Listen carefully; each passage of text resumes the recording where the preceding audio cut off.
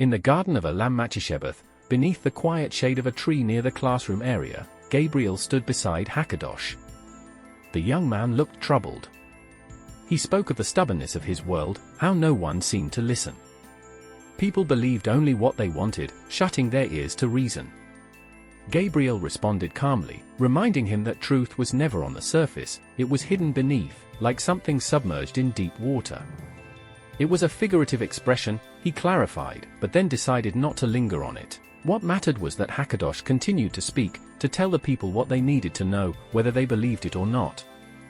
The elders would find peace in the truth being declared, and those who ignored it would face the consequences on their own.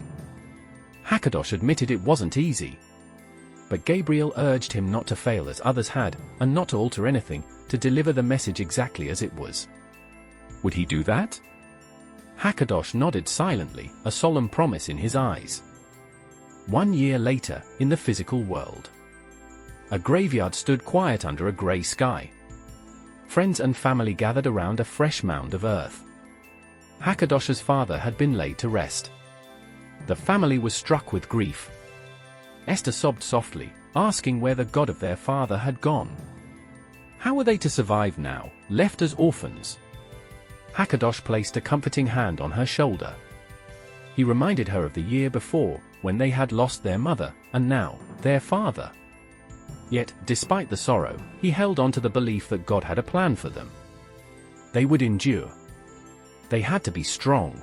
Later that night, in the stillness of his room, Hakkadosh lay asleep.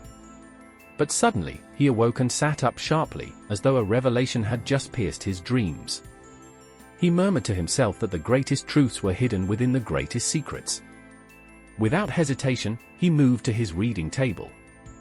Grasping a pen, he opened a notebook, turned to a fresh page, and wrote the words, The 24 Elders.